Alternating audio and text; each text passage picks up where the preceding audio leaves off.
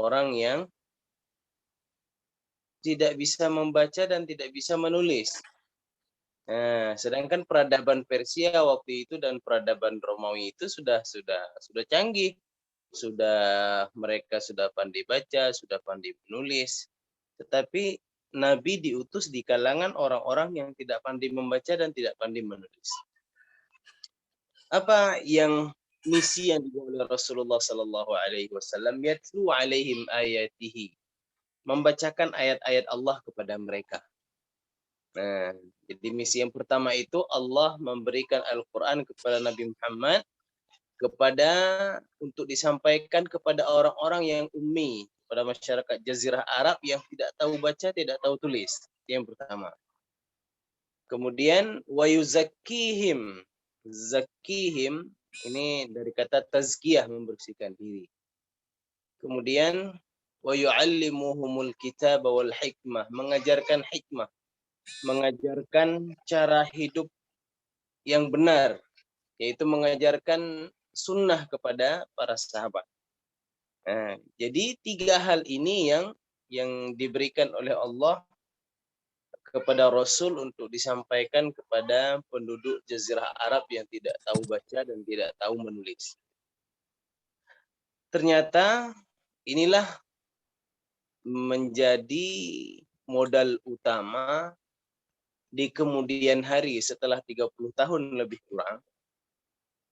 Itu 2 imperium besar tadi, negara adidaya dunia ketika itu, Persia dan Romawi itu takluk di bawah pemerintahan ataupun di bawah pemerintahan Umar bin Khattab ketika itu. Jadi kalau dihitung semenjak Nabi diangkat menjadi Rasul sampai penaklukan itu terjadi, ya, melalui perang Qadisiyah dan Yarmuk, maka waktunya cuma 30 tahun. Waktunya cuma 30 tahun. Artinya apa? Dengan modal Quran, modal akhlak, modal mengikuti sunnah-sunnah Nabi, mengikuti cara hidup Nabi, itu negara adidaya ketika itu takluk di bawah kekuasaan Islam. Akhwatir rahimakumullah, disinilah semuanya bermula, ya. Quran, kemudian akhlak, kemudian sunnah. Nah, kemudian cahaya Islam ini diteruskan oleh Utsman bin Affan, kemudian diteruskan oleh Ali, kemudian diteruskan oleh Khilafah Umayyah, kemudian Abbasiyah, dan seterusnya banyak kekhalifahan yang ada di dalam Islam sampai terakhir Khilafah Turki Utsmani. Jadi yang berawal dari ummiyun yang tidak tahu membaca dan tidak tahu menulis, tetapi lahir menjadi bangsa, menjadi umat kuntum khaira ummah, umat terbaik yang mengeluarkan manusia dari kegelapan, ya. Ukhrijat linnasi ta'muruna bil ma'ruf wa tanhauna 'anil munkar. Lahir menjadi kekuasaan besar, kekuasaan yang berperadaban, ya. Nah, yang punya adab, ya, di dalam penaklukan yang dilakukan oleh Islam. Kemudian dari masyarakat yang ummiyun, akhirnya orang-orang Islam lintas pemerintahan itu menjadi umat yang sangat cinta, ya, yang sangat cinta akan menulis, yang sangat cinta akan ilmu. Karena memang itulah yang dipesankan Quran, kan, Iqra bismi rabbikal ladzi khalaq. Makanya kita jauh ketinggalan dengan masa dulu, ya. Misalnya pada masa Harun ar-Rasyid. Harun ar-Rasyid itu beliau menggalakkan penulisan, ya, menulis Kemudian beliau juga menggalakkan penerjemahan dari ilmu-ilmu dari Yunani dan seterusnya. Yang imbalannya nggak kecil, emas ya, imbalannya imbalannya emas. Jadi peradaban Islam memang tidak bisa dipisahkan dari buku. Itulah karya orang Islam ya. Jadi lintas pemerintahan itu ilmu menjadi salah satu fokus utama orang Islam adalah menyebarkan cahaya-cahaya Islam ini. Kalau kita melihat sekarang, ya, dengan buku yang sampai ke kita ini, itu lebih banyak kata ulama itu lebih banyak yang tidak sampai kepada kita. Misalnya sejarawan Mesir, beliau juga ahli bedah itu ada Dr. Raghib As-Sirjani, beliau penulis buku-buku sirah juga. Itu beliau mengatakan bahwa jumlah buku yang sampai ke kita dari zaman dulu, buku-buku yang ditulis oleh ulama-ulama kita dulu itu sedikit, cuma yang sampai ke kita. Sedikit yang sampai ke kita. Bahkan ada yang mengatakan bahwa kalau seandainya buku-buku yang ditulis oleh ulama-ulama kita dulu, oleh orang-orang soleh terdahulu pada masa kejayaan Islam sampai ke kita semuanya, mungkin dunia akan lebih beradab sekarang, dan dunia itu akan lebih canggih dibandingkan dengan apa yang pencapaian yang didapatkan oleh orang Barat sekarang ini yang juga kita ikut merasakannya. Jadi kalau ilmu yang dari orang-orang soleh, dari orang Islam sampai ke kita semuanya, maka sungguh luar biasa. Akhwati rahimakumullah, dulu ini digambarkan oleh Dr. Raghib As-Sirjani bahwa contohnya di Baghdad ketika itu rumah sakit, ya, dulu bukan mustashfa namanya.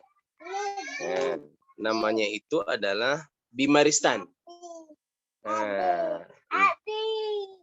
Dulu namanya Bimaristan. Bimaristan itu rumah sakit. Ya.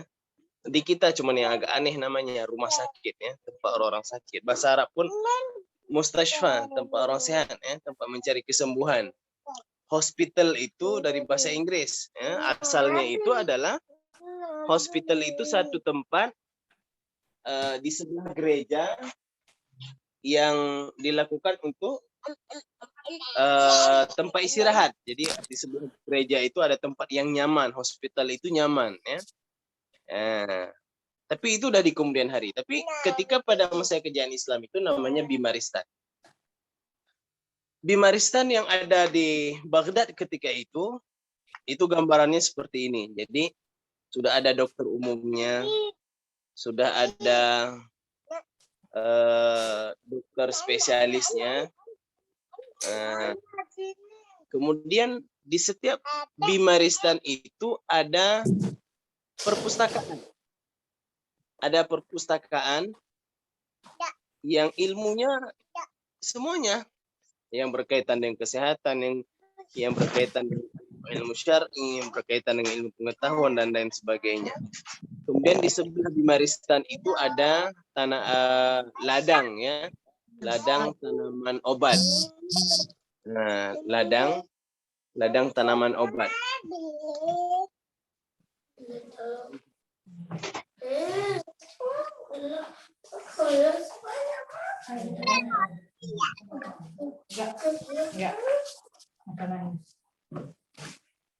Jadi di sebelah rumah sakit, ya, sebelah Bimaristan itu ada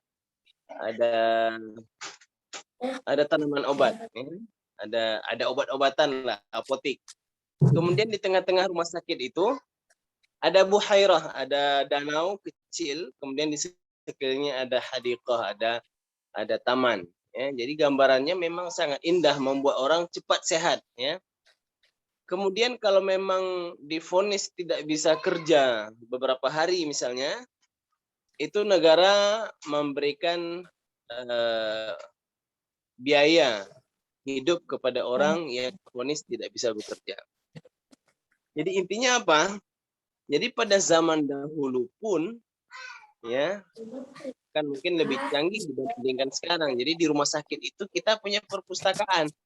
Nah, di rumah sakit punya perpustakaan.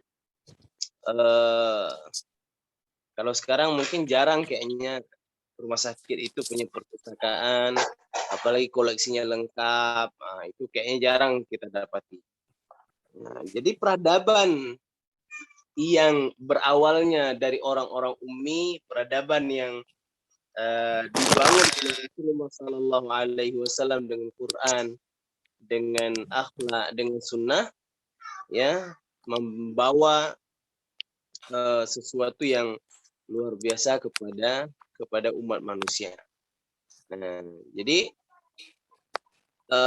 buku memang tidak bisa dipisahkan, ya menulis buku, ya tidak bisa dipisahkan dari peradaban Islam, dari orang-orang soleh dulu.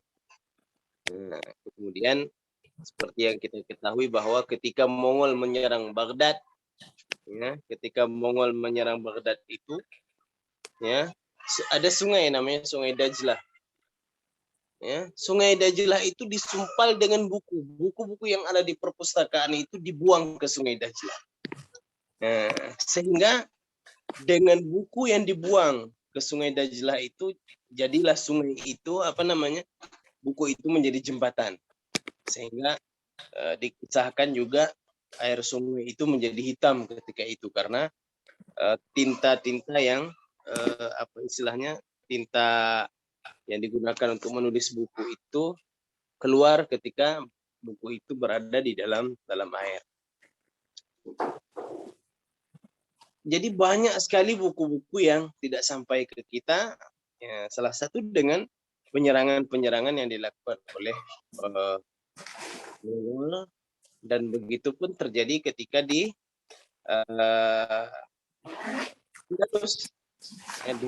Spanyol dulu, ketika salib menyerang Spanyol, ketika Kristen menyerang Islam ketika itu, maka yang diserang awal-awalnya itu adalah buku. Ya, buku diletakkan kalau di Spanyol itu bukan ke sungai, ya, diletakkan di padang, di lapangan, dikumpulkan, kemudian disitulah buku-buku itu dibakar. Makanya luar biasa sekali pencapaian yang dilakukan oleh orang-orang yang telah kita berkaitan dengan ilmu, ya, dengan buku. Apalagi di Spanyol, ya, di Spanyol mungkin kalau ilmu yang ditulis oleh orang Islam dulu sampai ke kita, maka seperti yang saya sampaikan tadi bahwa mungkin dunia nggak seperti sekarang ini. Bisa jadi dunia lebih beradab, bisa jadi dengan teknologi yang lebih canggih, ya.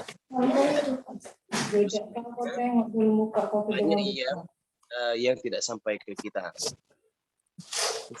Di Spanyol dulu seperti Istana Granada itu letaknya di atas bukit, di atas bukit itu. Tetapi mereka sudah bisa menaikkan air itu dari bawah ke atas, ya, menaikkan air dari dataran rendah ke dataran yang tinggi. Nah, dengan teknologi yang dicapai oleh orang Islam ketika itu. Sebagai contoh juga, itu di Granada, di halaman Istana Alhambra itu ada 12 patung singa. Ada 12 patung singa yang fungsinya itu sebagai penunjuk waktu. Jadi kalau jam 1, maka satu singa itu mengeluarkan air dari mulutnya. Jam 2, 2 singa mengeluarkan air dari mulutnya. Dan seterusnya, dan sampai jam 12 itu, makanya 12 singa itu mengeluarkan air dari mulutnya. Ketika terjadi penaklukan, Ketika terjadi penaklukan, maka orang-orang Kristen ketika itu terheran-heran, ya, bagaimana ini bisa terjadi singa mengeluarkan air dan sebagai penunjuk waktu. Akhirnya dibongkarlah sekitar itu, kemudian rusak, ya, rusak dan sampai sekarang singa itu tidak diketahui bagaimana orang Islam membuatnya sehingga berfungsi singa itu untuk menunjukkan waktu. Akhwati rahimakumullah, itulah di antara ya peristiwa-peristiwa yang sekali lagi banyak sekali ilmu-ilmu yang telah ditulis oleh ulama-ulama kita, banyak sekali ilmu-ilmu yang dibukukan oleh orang-orang soleh terdahulu itu tidak sampai kepada kita. Hanya sebahagian saja yang sampai, ya. Dalam peristiwa-peristiwa besar banyak buku-buku kita yang hilang. Sebagaimana kita ketahui juga bahwa banyak buku-buku Islam juga, ketika Eropa tersadar, buku-buku itu menjadi pegangan mereka. Misalnya, bagaimana Az-Zahrawi pada zaman dahulu itu melakukan bedah, ya, bagaimana Az-Zahrawi memberikan anestesi kepada pasien sebelum melakukan bedah. Jadi buku-buku itu kemudian diterjemahkan ke dalam bahasa Eropa tanpa menyebutkan sumbernya, dan itu menjadi pegangan mereka berabad-abad, ya. Sama juga seperti Al-Qanun fi Thib, ya, karya Ibnu Sina, itu juga menjadi pegangan kedokteran Eropa, ya, Barat ketika itu, ketika mereka belum punya apa-apa istilahnya, belum, peradaban mereka masih belum, baru tersadar lah, ya, baru bangkit dari kegelapannya, baru tersadar. Akhwati rahimakumullah, maka kalau berbicara buku, berbicara menulis, maka kita akan mendapati hal yang luar biasa yang diajarkan ya, dari Rasulullah Sallallahu Alaihi Wasallam sampai kepada sahabatnya, kepada tabiin dan seterusnya. Walaupun awalnya berasal dari ummiyun, orang yang tidak pandai membaca dan tidak pandai menulis, tetapi fokus Nabi itu adalah fokus kepada ilmu itu luar biasa. Zaid bin Thabit misalnya ditugaskan Nabi untuk mempelajari bahasa-bahasa asing. Ya, beliau ketika itu disebutkan oleh ahli sejarah itu 6 bulan bisa menguasai 5 bahasa. Itu Zaid bin Thabit. Kemudian Rasulullah juga memberikan apresiasi yang tinggi kepada sahabat-sahabat yang bisa menulis. Mereka diberikan tugas yang mulia untuk menuliskan Al-Quran, ya. Dan jadi penulisan Al-Quran sebenarnya sudah dimulai pada zaman Nabi, diberikan tugas ini kepada orang-orang yang punya kemampuan untuk menulis. Kemudian misalnya kita juga tahu bahwa dalam sirah itu ada salah satu butir perjanjian itu, kalau seandainya ada tawanan perang, kalau mau bebas itu silahkan ajarkan baca dan tulis kepada penduduk Madinah ketika itu.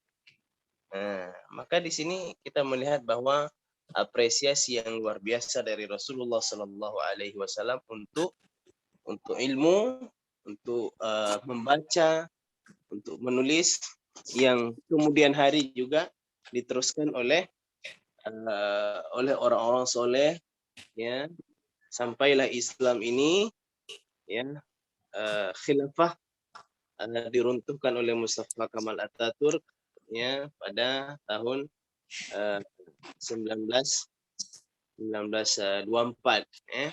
kejayaan yang kita dapatkan dalam sejarah-sejarah kita itu tidak bisa dilepaskan dari buku, tidak bisa dilepaskan dari ilmu, ya. Nah, maka kalau kita pengen kembali ya harus mengikuti jejak-jejak orang terdahulu juga menulis, ya, banyak membaca. Jadi buku pada zaman dahulu itu memang sangat berharga, ya, sangat berharga. Bahkan ada ulama itu yang ketika pindah dari satu tempat ke tempat yang lain itu bukunya dibawa sampai berunta-unta, ya, berunta-unta untuk memindahkan buku mereka itu. Walaupun memang dalam sejarah Islam, selain menulis buku, selain membaca buku, selain memiliki banyak buku juga adalah satu hal yang sangat dibanggakan, ya. Jadi kalau dulu itu orang sukses nggak sukses itu akan ditengok dari jumlah buku yang dia punya. Jumlah buku yang dia punya bukan jumlah harta yang dia punya. Jadi pada zaman dahulu juga yang sangat unik dalam peradaban Islam itu adalah ilmu itu memang walaupun banyak buku, tetapi ilmu-ilmu itu memang dianjurkan untuk dihafal.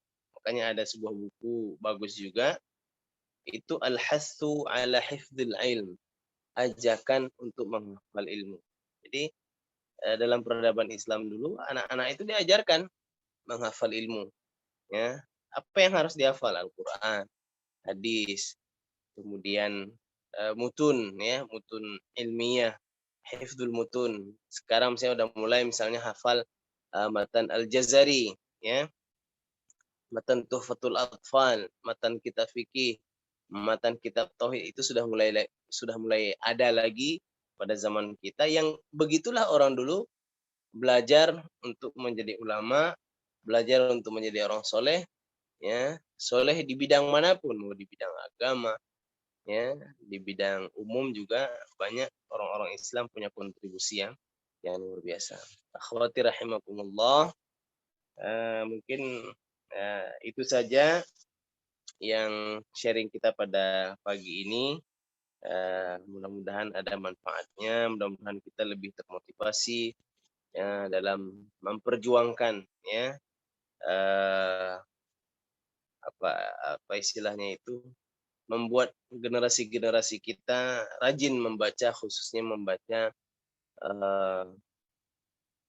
Al-Quran, kemudian membaca sirah nabawiyah, ya. Ini tugas kita.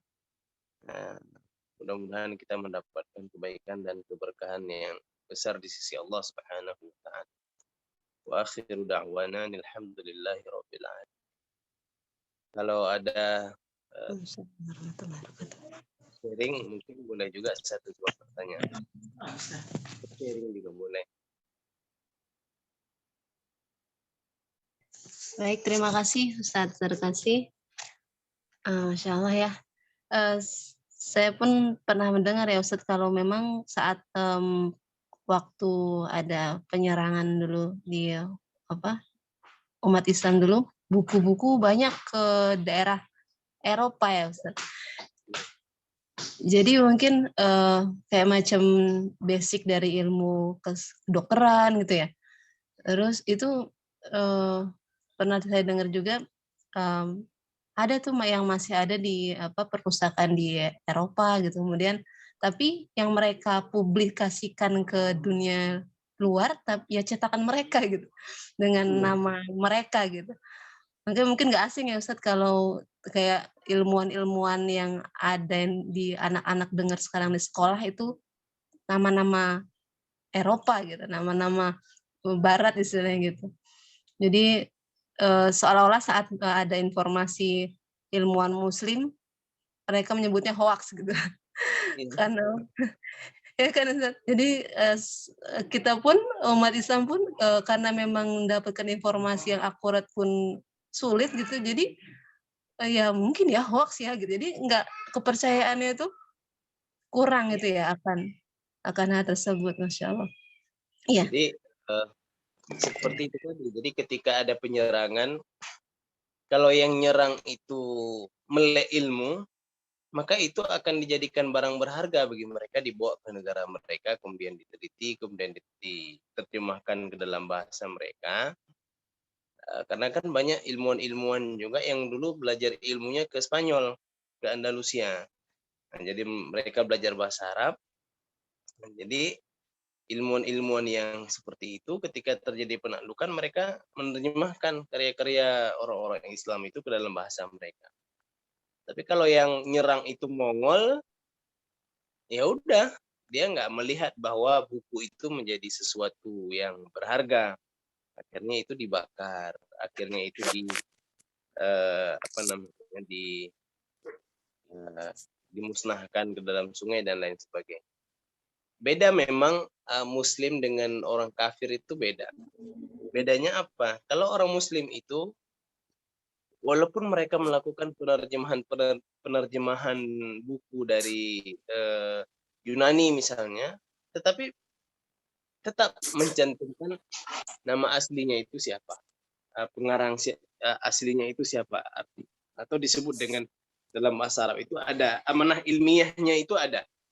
Beda dengan seperti yang Ibu sampaikan tadi, kalau orang Eropa itu dicurinya buku-buku dari kita, kemudian isinya yang dipublikasikan adalah mereka, seakan mereka lah yang menemukan ilmu-ilmu itu. Misalnya penemuan kamera misalnya.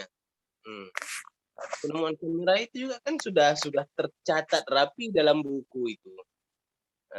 Tercatat rapi dalam buku orang Islam oleh Ibnul Haytham kalau nggak salah itu. Bahkan penamaan kamera pun itu dari Islam juga. Konsepnya itu konsep bulan. Ya. Melihat bulan, akhirnya beliau terinspirasi kamera. Ya. Kamera itu dari bahasa qamar. Ya. Qamar itu bulan. Akhirnya jadilah kamera. Dan kalau kita tengok ada kamus itu, kamus bahasa itu, banyak akar kata yang ada dalam bahasa Inggris juga adalah berasal dari Islam. Nah, makanya alhamdulillah juga anak-anak kita sekarang sudah mulai kenal lah, sudah mulai ya. Nah, kalau dulu kita nggak pernah dengar Ibnu Firnas, kita nggak pernah dengar Piriris, dulu kan ahli peta itu. Tapi sekarang anak-anak dengan adanya buku-buku yang diterbitkan sekarang ini sudah lumayan ya. Buku sirah sudah sedemikian sistematis, ada untuk anak-anak, untuk orang dewasa juga banyak. Nah, udah mulailah insya Allah ya. Nah, kalaupun kejayaan itu nggak datang pada masa kita, mudah-mudahan kita menjadi jembatan, ya, mudah-mudahan kita menjadi bahagian yang ikut melahirkan peradaban kembalinya fase yang kelima dalam sejarah yang disebutkan dari Rasulullah SAW, al-khilafah ala minhajun nubuwah, ya. Khilafah berdasarkan minhaj nubuwah. Nah, mungkin kalaupun kita nggak sempat melihat itu, ya kita menjadi bahagian lah, ya, memperkenalkan sahabat, memperkenalkan Rasul kepada anak-anak kita. Ya mungkin itulah yang menjadi modal besar nanti. Kita nggak tahu kapan itu akan lahir, karena peradaban kelima itu pasti lahir ya sebelum kiamat terjadi, ya. Nah, yang jelas sudah dekat, walaupun tidak pada zaman kita. Ya, alhamdulillah sekarang banyak buku-buku sirah datang kepada kita, banyak wasilah-wasilah yang membuat anak-anak itu juga semakin ada wasilah ada wasilah mereka untuk mengenal Islam lebih dekat. Walaupun tantangan juga banyak kan, misalnya contoh misalnya yang lagi hit sekarang ini, penista agama ditangkap, kemudian naik juga trending tadi malam itu, tangkap Ustaz Abdul Somad, tangkap Rocky Gerung, tangkap Babi Haikal misalnya, ya contoh. Artinya tetap ada peluang kebaikan itu ada, ya, anak-anak kita berpeluang untuk menjadi anak yang baik, tapi di sisi yang lain juga tantangan juga besar di masa sekarang ini. Fitnahnya besar ya, terutama fitnah handphone, fitnah komunikasi dan lain sebagainya. Mungkin itu, Bu. Baik, terima kasih. Untuk Bunda lainnya, boleh silakan satu penanya, dipersilakan. Adakah? Bu Ratri, Ya, silakan. mohon maaf Ustadz tidak buka kamera. Mau tanya, waktu itu kan memang Irak yang sungainya jadi ini ya, tintanya itu sampai air sungai menjadi hitam gitu. Jadi ada sebuah kisah seperti itu. Berapa lama tuh pulih lagi? Karena buku-buku kan hilang tuh, setahu Ustadz, saya nggak tahu. Berapa lama kembali lagi dari yang hilang semua referensi itu sampai tiba muncul lagi tuh berapa lama Ustadz? Terima kasih. Jadi penyerangan Mongol itu kan berlangsung lama. Penyerangan Mongol termasuk di Baghdad itu berlangsung lama karena kondisi umat Islam ketika itu memang sudah pada masa apa istilahnya glamor ya. Udah glamor hidup orang Islam. Sudah takut mati ya. Cinta dunia takut mati. Nah, jadi ketika datang serangan itu dikisahkan bukannya khalifah memberikan instruksi untuk menyerang ya, untuk menyerang ataupun untuk bertahan. Jadi khalifah itu ya disuruh bangun benteng di istana. Jadi biar istananya aman, dia nggak keluar, dia dengan dayang-dayangnya dan lain sebagainya. Memang udah parah, akhlak waktu itu memang udah parah. Penyerangan Mongol juga berlangsung lama. Waktu pulih itu juga perlu waktu yang sangat lama kan. Sampai ketika itu lahir seorang panglima perang namanya Saifuddin Qutuz ya, yang bisa menghancurkan Mongol itu. Jadi setelah itu hilang, itu perlu waktu ratusan tahun itu. Ya, perlu waktu mungkin ratusan tahun untuk mengembalikan umat Islam yang sudah sudah pada titik lemahnya ketika itu. Nah, kan di Baghdad, kemudian setelah di Baghdad itu juga lahirnya peradaban di di Andalus ya. Setelah di Andalus kan yang besar-besar ini di Andalus juga lahir nanti peradaban kerajaan Murabitun, Muwahhidun, kemudian terakhir baru Turki Utsmani. Memang kalau kita melihat secara ininya itu perlu waktu ratusan tahun ya, perlu waktu ratusan tahun mungkin untuk mengembalikan semangat, mengembalikan umatnya ketika masa-masa yang terendah itu. Contoh misalnya seperti yang terjadi di Spanyol. Di Spanyol itu awalnya kan satu daulah, daulah Umayyah itu tunduk ke Baghdad. Kemudian di antara kaum muslimin ketika sudah makmur, ketika sudah jaya, yang terjadi adalah perpecahan. Ya, perpecahan di antara terbentuklah lebih kurang itu sekitar 32 atau 36 duailat ataupun taifah ya.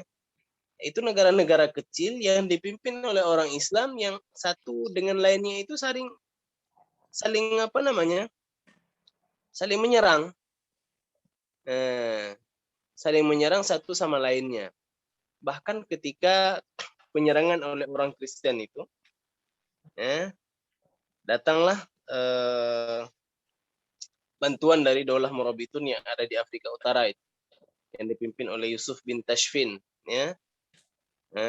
Jadi dari Afrika Utara nyebrang ke Spanyol membantu orang-orang Islam yang dibantai ya oleh kerajaan Kristen yang ketika Islam berjaya itu mereka tinggal cuma 25% itu di Andalusia.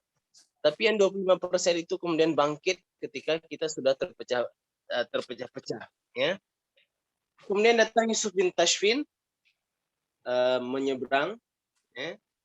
Kemudian di tengah lautan beliau ada ombak besar, ada badai. Kemudian beliau mengatakan, ya Allah, kalau seandainya yang kami inginkan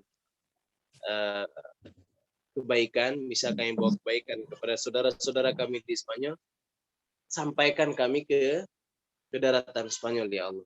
Tapi kalau misalnya kedatangan kami tidak membawa berkah, tidak membawa kebaikan, maka tenggelamkan saja kami di dalam lautan ini. Kata Yusuf bin Tashfin. Itu ketika negara sudah terpecah-pecah.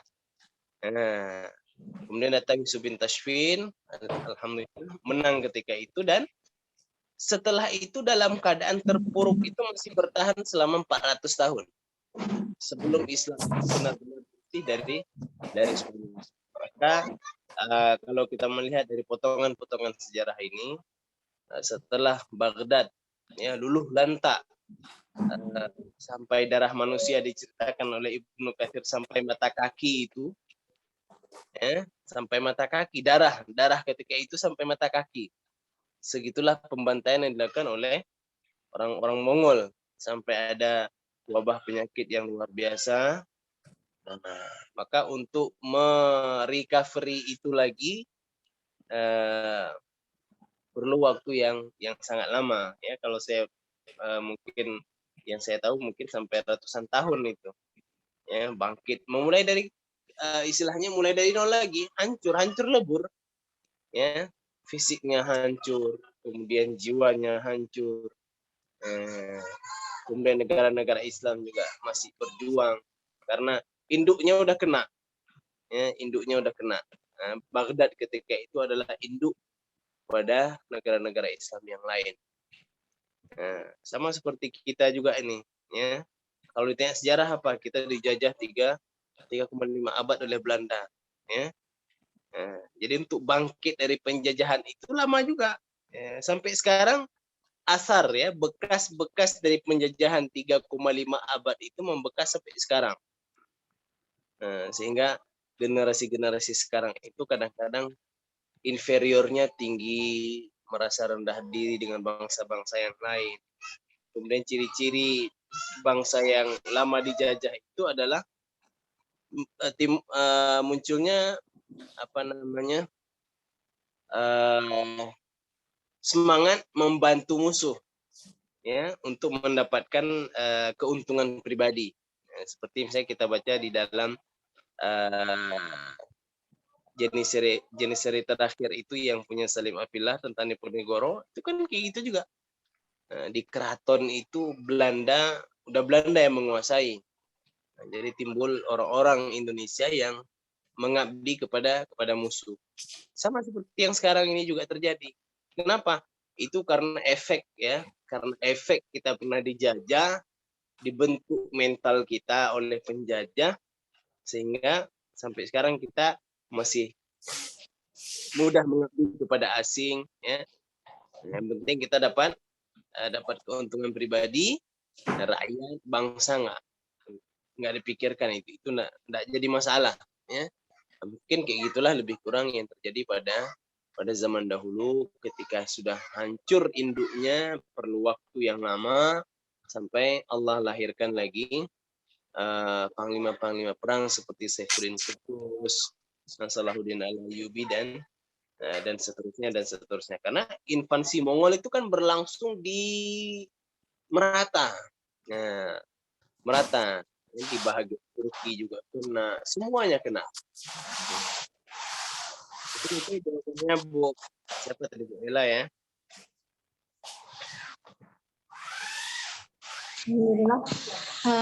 Jazakallahu khair Ustaz. Ya, nggak ada habisnya ya kalau kita ngomongin tentang sejarah, Ustaz. Mungkin lain waktu tema yang berbeda kita juga bisa. Baik, insyaallah. Baik, karena sudah pukul 7 lewat. Terima kasih banyak Ustadz. Sama-sama.